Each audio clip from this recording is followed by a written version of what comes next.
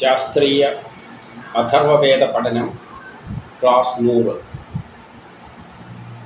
ഇന്ന് നമ്മൾ നോക്കുന്നത് കാണ്ഡം 4 അനുവാകം 5 സൂക്തം 23.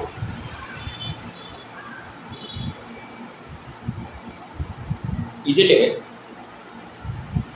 അഗ്നിയുടെ മഹത്വമാണ് പറയുന്നത്. അഗ്നി എന്ന് പറയുമ്പോൾ ഊർജമായിട്ട് തന്നെ കാണുക. ഈ പ്രപഞ്ചത്തെ നിലനിർത്തുന്നത് ഊർജമാണ്. എന്ത് കർമ്മങ്ങൾ നടക്കണ്ടെങ്കിലും ഊർജം ഉണ്ടെങ്കിലേ നടക്കുകയുള്ളൂ.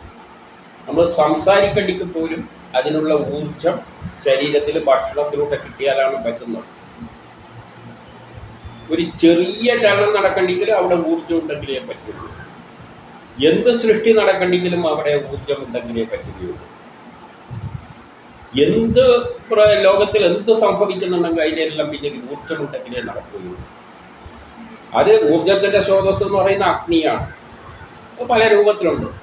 അതുകൊണ്ട് തന്നെയാണ് അഗ്നിയെ മുൻനിർത്തി എല്ലാ കർമ്മങ്ങളും നടത്തുന്നത്. നമ്മളൊരു ഫംഗ്ഷനെല്ലാം വിളക്ക് കത്തിക്കുന്നതിലൂടെ അവർ നൽകുന്ന സന്ദേശം ഇത്രയേ ഉള്ളൂ. നിങ്ങൾ എന്ത് കർമ്മവും നടത്തണ്ടെങ്കിൽ അഗ്നി ഉണ്ടെങ്കിലേ നടക്കുകയുള്ളൂ. ഊർജത്തിൻ്റെ സഹായത്താലേ നടക്കുകയുള്ളൂ. എന്തൊരു കർമ്മം നടക്കുന്നുണ്ടെങ്കിലും അതിൽ അഗ്നി വേണമെന്നൊരു സന്ദേശമാണ് അതിലൂടെ നൽകുന്നത്. അത് നമ്മളെ പഠിപ്പിക്കാൻ വേണ്ടിയാണത്. വിളക്കിൻ്റെ പ്രാധാന്യം കൊടുത്തിരിക്കുന്ന അതാണ്. അഗ്നിയാണ്. അതിലൂടെ ഒരൊറ്റ സന്ദേശമേ കൈമാറുന്നുള്ളൂ, അല്ലാതെ വേറെ അതിന് കാര്യങ്ങളൊന്നും. അഗ്നിയാണ് എല്ലാ കർമ്മത്തിൻ്റെയും അടിത്തറ. ഏത് കർമ്മം ചെയ്യുന്നുണ്ടെങ്കിൽ അവിടെ അഗ്നി ഉണ്ടെങ്കിലേ നടക്കും. ഇനി നമുക്ക് ഈ മന്ത്രങ്ങളിലേക്ക് വരാം. ഹരി ഓം. അഥർവവേദം കാണ്ഡം 4 അനുവാകം 5 സൂക്തം 23. ഋഷി, മൃഗാരൻ, ദേവത, അഗ്നി, ഛന്ദസ്, തൃഷ്ടുപ്പ്, അനുഷ്ടുപ്പ്, പന്തി.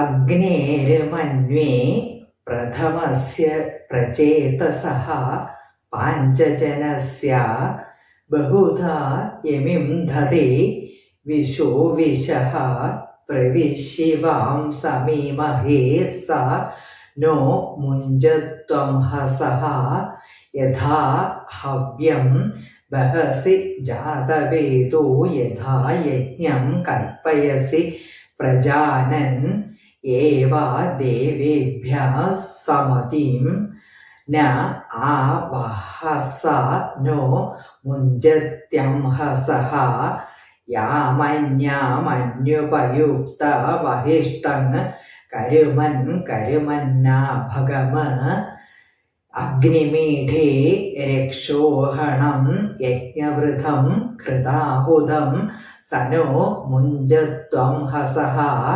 യാമന്യാമന്യുപയുക്ത വഹിഷ്ടം കരുമൻ കരുമന്നാ ഭഗമ അഗ്നിമീഠേ രക്ഷോഹണം യജ്ഞവൃതം കൃതാഹുതം സനോ മുഞ്ചത്വം ഹസഃ സുജാതം ജാതവേദസമഗ്നിം വൈശ്വാനര വിഭും ഹവ്യവാഹം ഹവ്യാമഹേ സ നോ മുഞ്ചത്വം ഹസഃ യേന ഋഷയാ ബലമദ്യോദയന്യുജ തേനാസുരാണാമയുവന്തമായാഃ യേനാഗ്നിനാ പണിനിദ്രോ ജിഹായ സ നോ മുഞ്ചത്വം ഹസഃ യേന ദേവാ അമൃതമന്വവിന്ദന്യേന ഔഷധീർമധുമതിരഗൃണ്വൻ യേന ദേവഃ സ്വാരഭാരാഭന്തസ്താ നോ മുഞ്ചത്വം ഹസഃ യസ്യേദം പ്രദിശ യതുരോചതേ യജ്ഞാദം ജനിത്യവം ച കേവലം സ്തൗമ്യഗ്നിം നാധിതോ ജോഹവീമി സ നോ മുഞ്ചത്വം ഹസഃ. ഭാവാർത്ഥം: ദേവയാഗം, പിതൃയാഗം, ഭൂതയാഗം, മനുഷ്യയാഗം, ബ്രഹ്മയാഗം മുതലായവയാൽ അഗ്നി ആരാധ്യയായിരിക്കുന്നു.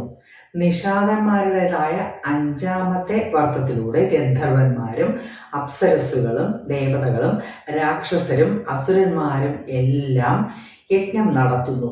അതിൽ സഹായിക്കുന്ന അഗ്നിയുടെ മഹത്വം ഞാൻ അറിയുന്നു. പ്രദീപ്തമായതും ജീവികളിലുള്ള ജഡരാഗ്നി രൂപത്തിലും സ്ഥിതി ചെയ്യുന്നു. അഗ്നി നമ്മെ പാപങ്ങളിൽ നിന്നും രക്ഷിക്കുന്നു. ഈ ജ്ഞാതാവായ അഗ്നി ഈ ദേവതകൾക്ക് സമീപം ഹവിസ് എത്തിക്കുന്നു. ഈ യജ്ഞങ്ങളുടെ സ്വഭാവം അറിഞ്ഞ് അത് ഞങ്ങൾക്ക് ബുദ്ധി നൽകട്ടെ.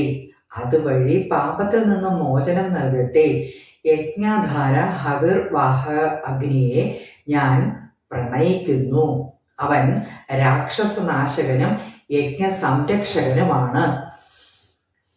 പാപങ്ങളിൽ നിന്നും മോചനം ലഭിക്കുന്നവനായിട്ട് ഞാൻ ആഹ്വാനം ചെയ്യുന്നു. അംഗരാജാവ് അഗ്നിയുടെ സഹായത്താല് ദേവന്മാര് അസുരശക്തിയെ ആട്ടിപ്പായിച്ചു. പണി എന്ന പേരോടുകൂടിയ അസുരന് പരാജയം നൽകിയ അഗ്നി ഞങ്ങളെ പാപത്തിൽ നിന്നും മോചിപ്പിക്കട്ടെ. ആരുടെ സഹായത്താലാണോ ഇന്ദ്രാദികൾ അമരത്വം പ്രാപിച്ചത്, ആരുടെ സഹായത്താലാണോ വൃക്ഷാദി ഔഷധികൾക്ക് മാധുര്യം ലഭിച്ചത്, ആരുടെ സഹായത്താലാണോ യജമാനനും സ്ത്രോതാവിനും സ്വർഗം ലഭിച്ചത്, ആ അഗ്നി ഞങ്ങളെ പാപത്തിൽ നിന്നും രക്ഷിക്കട്ടെ. ആരുടെ തേജസ്സിനാലാണോ ഗ്രഹനക്ഷത്രാദികൾ പ്രകാശിക്കുന്നത്, ഭൂമിയെ സകലതും ആർക്കാണോ അധീനമായിരിക്കുന്നത്, അദ്ദേഹം ഞങ്ങളെ സകല പാപങ്ങളിൽ നിന്നും മോചിപ്പിക്കട്ടെ. ഇവിടെ ദേവയാഗം, പിതൃയാഗം, ഭൂതയാഗം, മനുഷ്യയാഗം, ബ്രഹ്മയാഗം മുതലാവയിൽ അഗ്നി ആരാധ്യനായിരിക്കുന്നു. നമ്മൾ എന്തെങ്കിലും യാഗം നടത്തുക എന്ന് പറഞ്ഞാൽ ത്യാഗം ചെയ്യുകയാണ്. നമ്മൾ എന്തെങ്കിലും ത്യാഗം ചെയ്യുന്നുണ്ടെങ്കിൽ യഥാർത്ഥത്തിൽ നമ്മൾ ചെയ്യുന്നത് ത്യാഗമാണ്.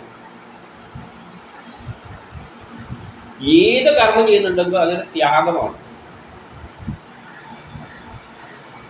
ഒരു ഉദാഹരണമായിട്ട്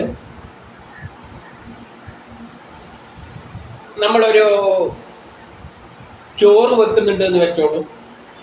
അരിയും വെള്ളവും അഗ്നിയെല്ലാം കൊടുത്തു കഴിഞ്ഞാൽ ആ അരിയെയും വെള്ളമെല്ലാം നശിച്ചിട്ടാണ് എന്തുണ്ടാകുന്നത്? ചോറും കഞ്ഞിവെള്ളവും ഉണ്ടാകുന്നത്. ഒന്നിനെ നശിപ്പിച്ചിട്ടാണ് വേറൊന്നുണ്ടാകുന്നത്. ഒരു മരം വെട്ടി മുറിച്ചിട്ടാണ് മേശയും കസേരയും ഉണ്ടാക്കുന്നത്. നമ്മളിപ്പോൾ സംസാരിക്കുമ്പോഴും നമ്മളെ ഊർജം ചെലവിട്ടിട്ടാണ് സംസാരിക്കുന്നത്. നമ്മൾ ത്യാഗം ചെയ്യുകയാണ്. അതിൽ നിന്നാണ് വേറൊന്നുണ്ടാകുന്നത്. അതുകൊണ്ടാണ് സംസാരിച്ചോ നിന്നോട് പറഞ്ഞ് എൻ്റെ വായിലെ വെള്ളം പറ്റി എന്നെല്ലാം പറയുമ്പോൾ വെള്ളം തെജിച്ച് നമ്മൾ വെള്ളമെല്ലാം തെജിച്ച് കഴിഞ്ഞു സംസാരിക്കുന്നുണ്ട്. അപ്പം ഏത് കർമ്മവും ത്യാഗമാണ്, ബലി നൽകലാണ്. ആ വസ്തുവിനെ ബലി നൽകലാണ്. ആ ബലിയിലൂടെയാണ് പുതിയൊന്നുണ്ടാകുന്നത്. അതുകൊണ്ടാണ് ശിവന് പ്രാധാന്യം വന്നത്. സംഹാരമാണ്. ഒന്നിനെ സംഹരിച്ചാലേ വേറൊന്നിനെ സൃഷ്ടിക്കാൻ പറ്റുള്ളൂ.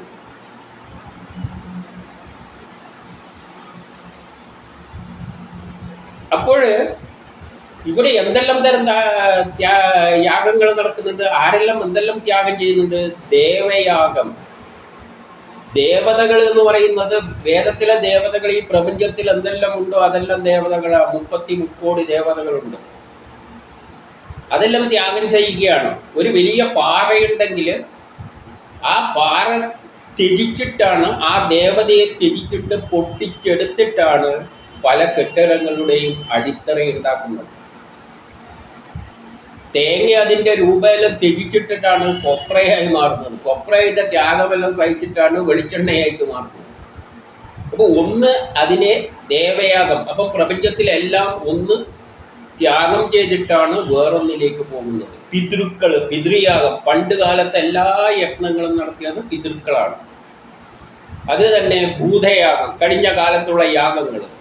മനുഷ്യരാഗം, മനുഷ്യർ ചെയ്യുന്ന യാഗങ്ങൾ.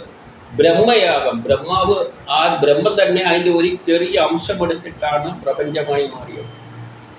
ഇവിടെയെല്ലാം ത്യാഗമാണ് ചെയ്യുന്നത്. മുതലാവിയാൽ അഗ്നി ആരാധ്യനായിരിക്കും. ഈ ത്യാഗം എല്ലാം ചെയ്യുന്നതിൻ്റെ പിന്നിലും ഉള്ള ശക്തി ഏതാണ്? അഗ്നി. ഊർജം ഉപയോഗിച്ചിട്ടാണ് ഇതിനെല്ലാം കൺവേർട്ട് ചെയ്യുന്നത്. നേരത്തെ പറഞ്ഞ പാറ കരിങ്കല്ലായിട്ട് മാറണ്ടിക്ക് അവിടെ ഊർജം ഉപയോഗിച്ചിട്ടാണ് അതിനെ പൊട്ടിക്കുന്നത്. പൊട്ടിച്ച് ഊർജം ഉപയോഗിച്ച് തള്ളിക്കൊണ്ടുവന്നിട്ട് നമ്മളെ പറമ്പത്ത് എത്തിച്ചിട്ടാണ് ഫൗണ്ടേഷൻ കെട്ടുന്നത്. ആ ഫൗണ്ടേഷൻ കെട്ടുമ്പോഴും ഊർജം ഉപയോഗിച്ചിട്ടാണ് എടുത്ത് വേസ്റ്റ് അട്ടി വെച്ച് ജോലിക്കാരെല്ലാം അട്ടി വെച്ച് കെട്ടുന്നത്. അപ്പോൾ ഇതിൻ്റെ എല്ലാം പിന്നിലുള്ളത് അഗ്നിയാണ്. അപ്പോൾ അഗ്നിയാണ്, ആരാധ്യനാണ്. നിഷാദന്മാരുടേതായ അഞ്ചാമത്തെ വർത്തത്തിലൂടെ ഗന്ധർവന്മാരും അപ്സരസ്സുകളും ദേവതകളും രാക്ഷസരും അസുരന്മാരും എല്ലാം യജ്ഞം നടത്തുന്നു. അപ്പോൾ ഈ പ്രപഞ്ചത്തിൽ എന്തെല്ലാം ഉണ്ട്? അസുരന്മാരും അവരുടേതായ കർമ്മങ്ങളുണ്ട്.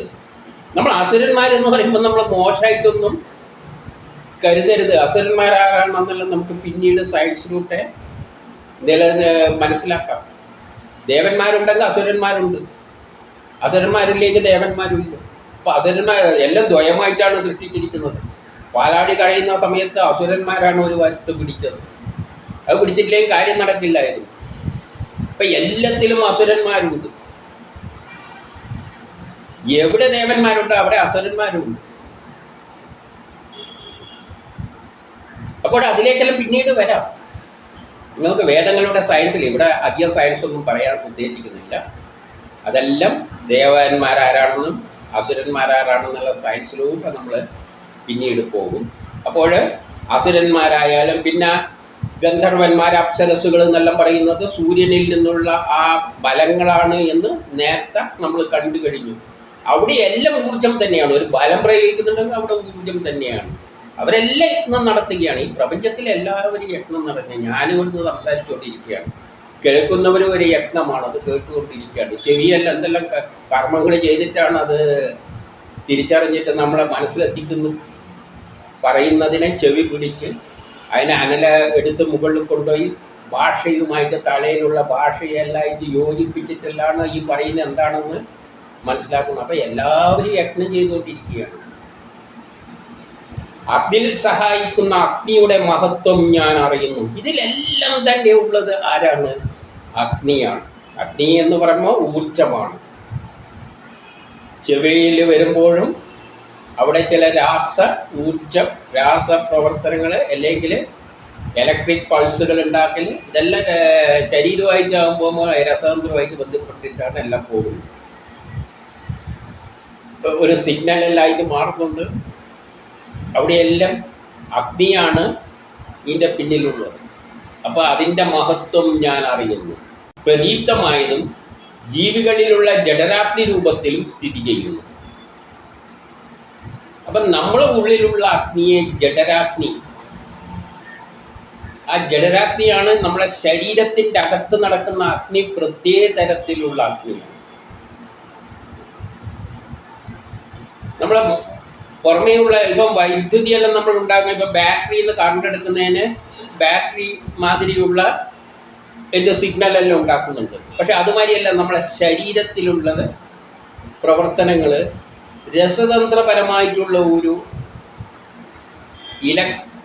മറ്റേലെ ഇലക്ട്രോ മാഗ്നറ്റിക് പൾസുകളാണെങ്കിൽ നമ്മളെ ശരീരത്തിലുള്ളത് ഒരു കെമിക്കലുമായിട്ട് ബന്ധപ്പെട്ടുകൊണ്ടുള്ള ഒരു തരം ഊർജമാണ്. അവിടെ സിഗ്നലെല്ലാം അയക്കുന്നത്, ഇപ്പം നമ്മൾ രക്തമെല്ലാം പ്രവർത്തിക്കുന്നത് നോക്കിക്കഴിഞ്ഞാൽ DNA എല്ലാം വിഭജിക്കുന്ന കാണുമ്പോൾ അവിടെ ഒരു പ്രത്യേകതരം രാസപ്രവർത്തനത്തിൻ്റെ ശൈലിയിലാണ് ഈ അഗ്നിയുടെ പ്രവർത്തനം. അപ്പം അതിനെയാണ് നമ്മൾ ജഡരാഗ്നി എന്ന് പറയുന്നത്. നമ്മളെ ശരീരത്തിൽ നടക്കുന്ന അഗ്നി പുറത്തുള്ള അഗ്നി പോലെയല്ല. നമ്മളെ പുറത്തൊരു സാധനം കത്തിച്ചിട്ട് നമുക്ക് എന്ത് ചെയ്യാം? ഊർജമെടുക്കുന്നു. പേപ്പറിലും കത്തിക്കാം. അപ്പോൾ ഒരു കട്ടിയായ സംഗതിയെ സോഫ്റ്റ് ആക്കണ്ടിക്ക് കത്തിച്ചാൽ മതി. പക്ഷെ നമ്മളെ ശരീരത്തിൽ കത്തൽ നടക്കുന്നുണ്ട്. പക്ഷേ ആ കത്തൽ ഇങ്ങനെ പുറത്ത് നമ്മൾ ഈ തീപ്പെട്ടി കത്തിക്കുന്ന മാതിരിയൊന്നും അല്ല ശരീരത്തിൻ്റെ അകത്തുനിന്ന് ഊർജം റിലീസാകുന്നത്. അത് ഒരു രസതന്ത്ര പ്രവർത്തനത്തിലൂടെയാണ്, ചില എൻസൈമുകളുടെ എല്ലാം കൂടി പ്രവർത്തനത്തിലൂടെയാണ്. അപ്പോൾ അഗ്നിയാണ് നമ്മളെ ശരീരത്തിന് ചൂടുണ്ട്. അപ്പോൾ അത് വയറ്റിൽ വെച്ചിട്ട് ഈ ഭക്ഷണം ഇങ്ങനെ തീപ്പെട്ടി വരച്ച് കത്തിച്ചിട്ട് ആ ഊർജ്ജം ശരീരത്തിൽ കൊടുത്തിട്ടല്ല ശരീരത്തെ ചൂടാക്കുന്നത്. അത് ഒരു രസതന്ത്ര രീതിയിലുള്ള പ്രവർത്തനമാണ്. അതുകൊണ്ടാണ് എന്ത് പറഞ്ഞത്, ജഡരാഗ്നി രൂപത്തിലും സ്ഥിതി ചെയ്യുന്നു. അപ്പം നമ്മുടെ ശരീരത്തിൽ, ജീവികളുടെ ശരീരത്തിൽ അത് ജഡരാഗ്നി രൂപത്തിലാണ് പ്രവർത്തിക്കുന്നത്. അഗ്നി നമ്മെ പാപത്തിൽ നിന്നും രക്ഷിക്കുന്നു. നമ്മുടെ പാപം എന്ന് പറഞ്ഞാൽ കഷ്ടപ്പെടുന്നതിനാണ് പാപം കൊണ്ട് ഉദ്ദേശിക്കുന്നത്. ജീവിക്കുമ്പോഴും മുഴുവൻ, ജനിച്ചു കഴിഞ്ഞാൽ മുഴുവൻ കഷ്ടപ്പാടില്ല. ആ കഷ്ടത നീക്കാൻ വേണ്ടിയാണ് നമ്മൾ കർമ്മം ചെയ്യുന്നത്. അപ്പോൾ ആ കർമ്മം ചെയ്യുന്നതിന്, അതാണ് പാപം എന്ന് പറയുന്നത്. നമ്മൾ ജനിക്കുമ്പോൾ തന്നെ പാപമാണ്, നമുക്കൊന്നും തൃപ്തിയില്ല, ഓരോ നിമിഷവും അതൃപ്തിയാണ്. ആ അതൃപ്തി മാറ്റാനാണ് നമ്മൾ കർമ്മം ചെയ്യുന്നത്. പക്ഷേ എനിക്ക് കുറച്ചും കൂടി അറിയണമല്ലോ എന്ന് വെച്ചുകൊണ്ട് നമ്മൾ പഠിക്കാൻ പോകും. അപ്പോൾ നമ്മളെ അതൃപ്തിയാണ്, അതുകൊണ്ട് പാപിയായിട്ടാണ് സൃഷ്ടിച്ചിരിക്കുന്നത്. നമുക്ക് ഒരിക്കലും തൃപ്തിയില്ല. തൃപ്തി വന്നു കഴിഞ്ഞ് കഴിഞ്ഞാൽ പിന്നെ നമ്മൾ ഇവിടെ നിൽക്കില്ല, ഇതെല്ലാം വിട്ടെറിഞ്ഞിട്ട് ബ്രഹ്മസാക്ഷാത്കാരത്തിന് പോകും. തൃപ്തിയില്ലാതുകൊണ്ടാണ് ഇവിടെ നിൽക്കുന്നത്, അതിൻ്റെ പിന്നാലെ ഓടി നടക്കുന്നത്. ആ തൃപ്തി വരുത്താൻ വേണ്ടി ഒന്ന് കിട്ടുമ്പോൾ വേറൊരു അതൃപ്തി ഉണ്ടാകും. അപ്പോൾ അതിലെല്ലാം നമ്മളെ സഹായിക്കുന്നത് ഏതാണ്? ആ പാപത്തെ മറികടക്കാൻ അഗ്നിയാണ് നമ്മെ സഹായിക്കുന്നത്. ഈ ജ്ഞാതാവായ അഗ്നി ഈ ദേവതകൾക്ക് സമീപം ഹവിസ് എത്തിക്കുന്നു. അപ്പം ദേവതകൾ എന്ന് പറഞ്ഞാൽ ഈ പ്രപഞ്ചത്തിലുള്ള എല്ലാ വസ്തുക്കളും ദേവതകളാണ്. അതിനെ ഉപയോഗിച്ചുകൊണ്ടാണ് നമ്മൾ കർമ്മം ചെയ്യുന്നത്. ഒരു കരിങ്കല്ല് പൊട്ടിക്കുന്നുണ്ടെങ്കിലും അവിടെ പൊട്ടാൻ വേണ്ട ഊർജമെല്ലാം ഹവിസ് രൂപത്തിൽ എത്തിക്കുന്നത് അഗ്നിയാണ്.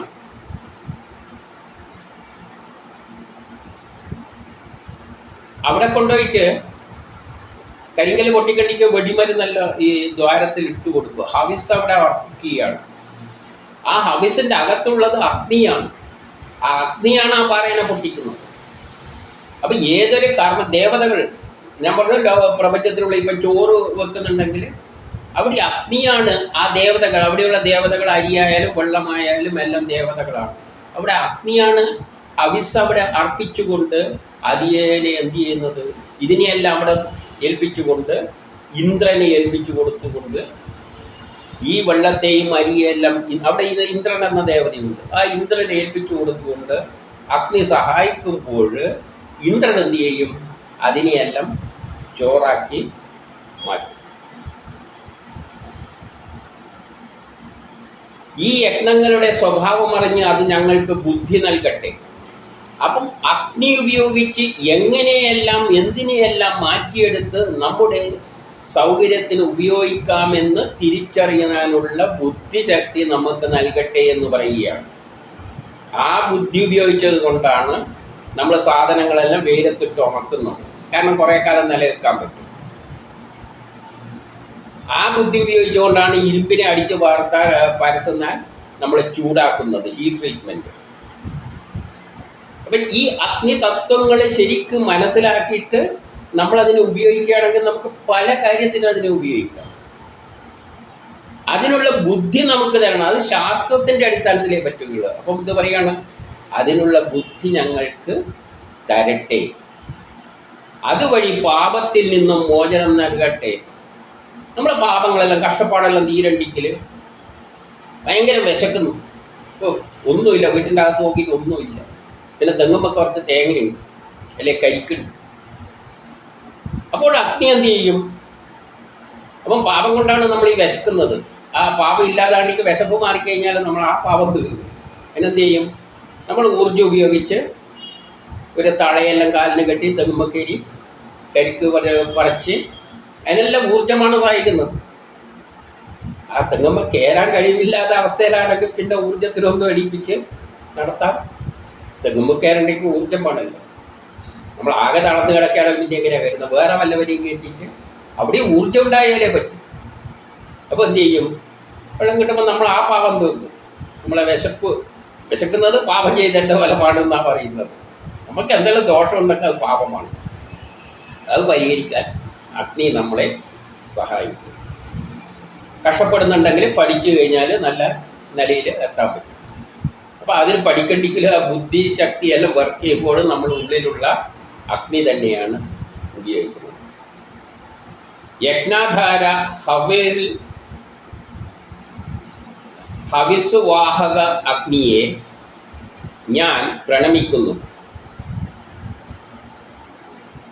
യജ്ഞാധാര ഹവിസ് വാഹക അഗ്നിയെ, ഹവിസ്സെല്ലാം അഗ്നിയാണ് അർപ്പിക്കുന്നത്. അഗ്നി ഹവിസ് വാഹക അഗ്നിയെ, ഹവിസിനെ വഹിക്കുന്നുണ്ട്. എന്ത്? ഈ അഗ്നിയെയല്ല. ഇപ്പം നമ്മൾ കത്തിക്കാൻ വേണ്ടിയിട്ട് ഒരു എണ്ണ കൊടുക്കുകയാണെങ്കിൽ ആ എണ്ണയിലാണ് എന്തുള്ളത്? ഹവിസിലാണ് എന്തുള്ളത്? അഗ്നി ഉള്ളത്. അപ്പോൾ ആ ഹവിസ് അഗ്നിയെ വഹിക്കുന്നുണ്ട്. ആ അഗ്നിയെ ഞാൻ പ്രണമിക്കുന്നു എന്ന് പറഞ്ഞാൽ ഈ അഗ്നി എവിടെയെല്ലാം ഉണ്ടോ അതിനെയെല്ലാം, അഗ്നിയുടെ സ്രോതസ്സിനെ ഞാൻ പ്രണമിക്കുന്നു എന്നാണ് പറയുന്നത്. അഗ്നിയുടെ സ്രോതസ് ഏതെല്ലാം? ഭൂമിയിൽ കുഴിച്ച പെട്രോളും ഡീസലും എല്ലാം കിട്ടുന്നതെല്ലാം അഗ്നിയുടെ സ്രോതസ്സുകളാണ്. വിറക്, നല്ല ഉണങ്ങിയ വിറകുണ്ടെങ്കിൽ അതിൻ്റെ അകത്ത് അഗ്നിയുണ്ട്.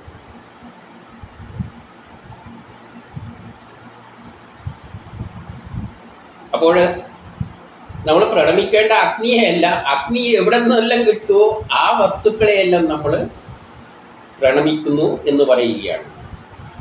അവൻ രാക്ഷസനാശകനും യജ്ഞ സംരക്ഷകനുമാണ്.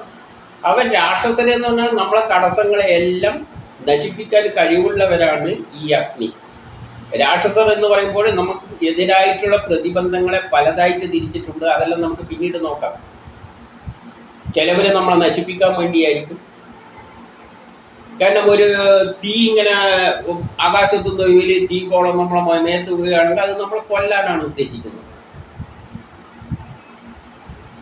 നേരെ മറിച്ച് ഒരു ബാക്ടീരിയ നമ്മളെ ശരീരത്തിൽ കയറുന്നുണ്ടെങ്കിൽ അതിനെന്തല്ലോ കാര്യസാധ്യത്തിന് വേണ്ടിയാണ്. നല്ല ശരീരത്തിൽ നല്ല ചൂടുണ്ട്, പുറത്ത് നല്ല തണുപ്പാണ്. അപ്പോൾ AC മാരിയുള്ള ശരീരത്തിൽ കയറിക്കഴിഞ്ഞാൽ അതിന് വേണ്ടിയിട്ട് അതിൻ്റെ ആവശ്യത്തിന് വേണ്ടിയാണ് വരുന്നത്.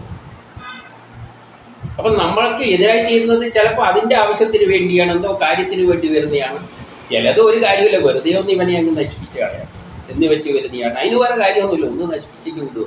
അപ്പോൾ ഇതെല്ലാം രാക്ഷസര്, യക്ഷികൾ എന്ന് പറഞ്ഞാൽ നമ്മളെ രക്തം ഊറ്റി കുടിക്കുകയാണ്, അതിന് ദാഹിക്കുന്നുണ്ട്, അതുകൊണ്ട് വരുന്നതെന്നുള്ള നിലയിൽ ചിത്രീകരിക്കുകയാണ്. അപ്പം നമുക്ക് എതിരായിട്ടുള്ള ശക്തികളെ പല രൂപത്തിൽ പറഞ്ഞതിനെയാണ് ഈ രാക്ഷസര് എന്നെല്ലാം പറയുന്നത്.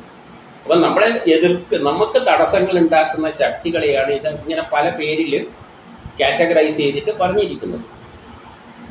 അപ്പം അവരിൽ നിന്നെല്ലാം നമുക്ക് അഗ്നി ഉപയോഗിച്ച് രക്ഷ നേടാം.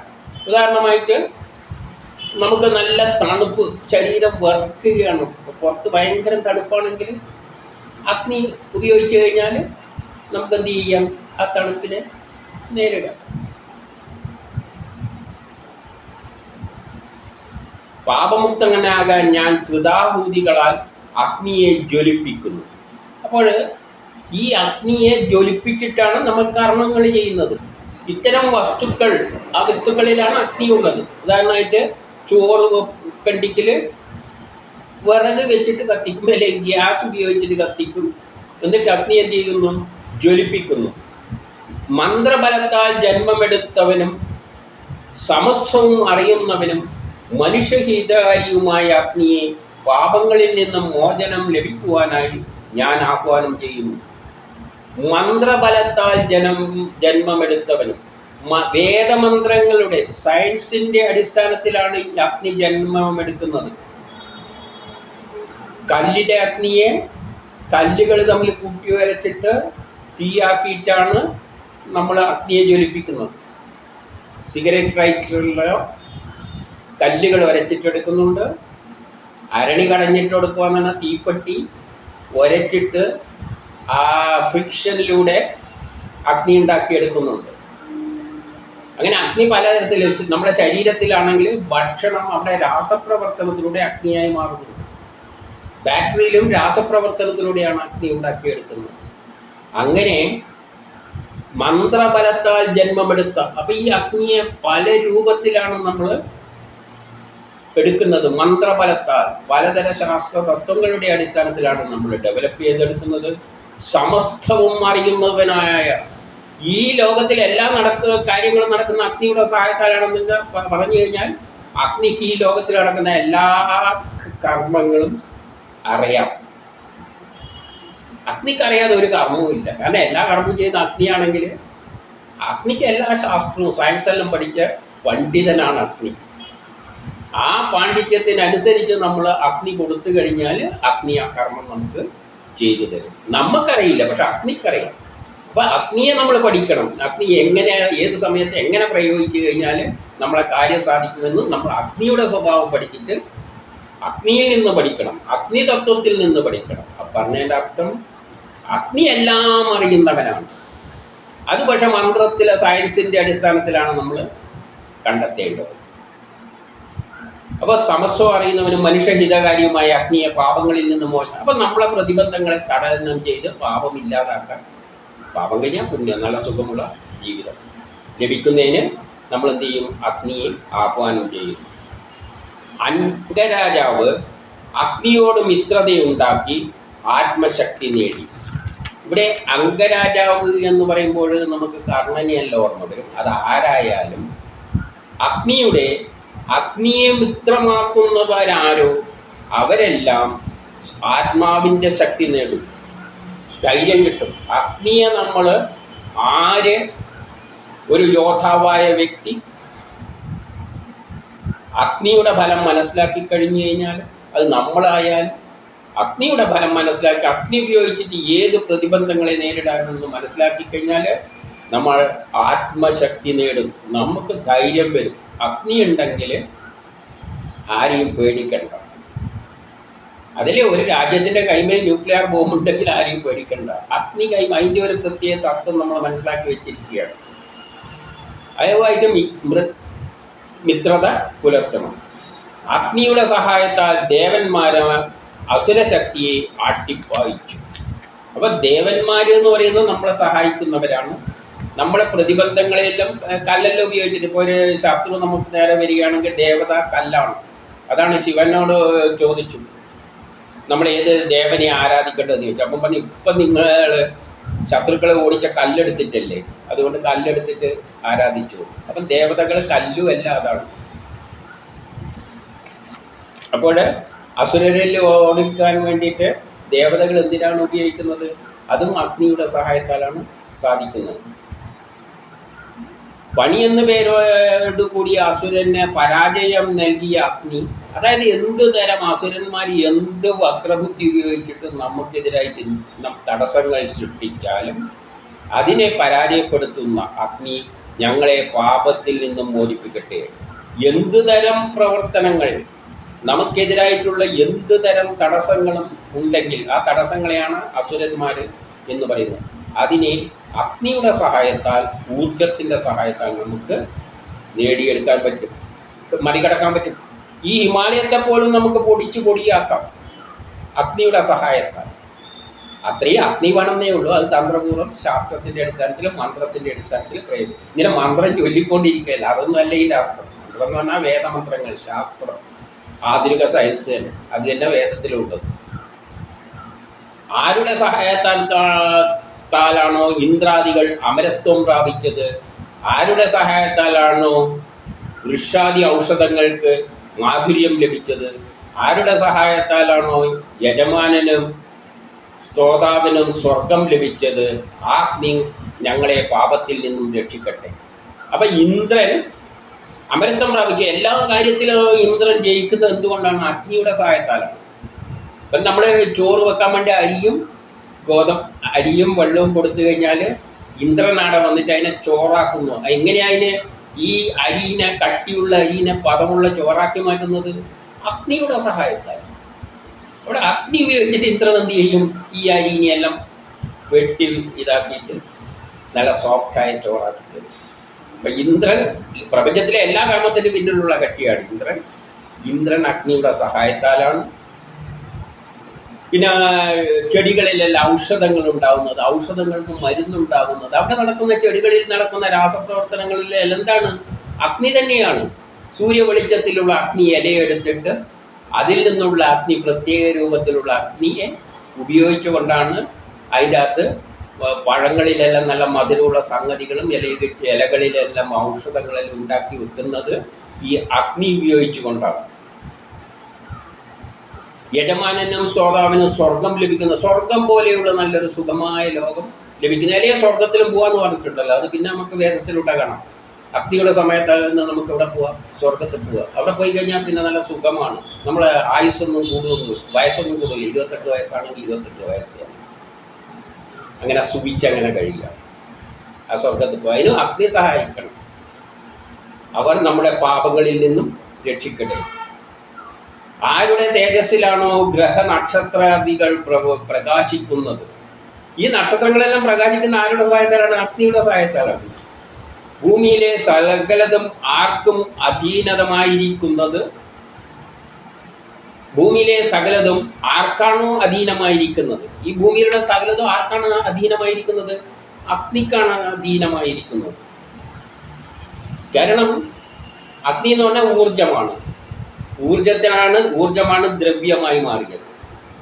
ദ്രവ്യം, ഈ പ്രപഞ്ചത്തിലുള്ള എല്ലാ ദ്രവ്യങ്ങളും അഗ്നിയെ ഊർജത്തെ ദ്രവ്യമായിട്ട് മാറ്റാം, ദ്രവ്യത്തെ ഊർജമായിട്ട് മാറ്റാമെന്ന് സയൻസിൽ പഠിച്ചതാണ്. അപ്പോൾ എല്ലാത്തിൻ്റെ ആധാരം എന്താണ്? ഊർജം തന്നെയാണ് ഈ ദ്രവ്യങ്ങളെല്ലായിട്ട് മാറിയത്. അപ്പോൾ എല്ലാം അഗ്നിയുടെ അധീനത്തിലാണ് ഇരിക്കുന്നത്. അതേ ഞങ്ങളെ സകല പാപങ്ങളിൽ നിന്നും മോചിപ്പിക്കട്ടെ എന്ന് പറയുകയാണ്.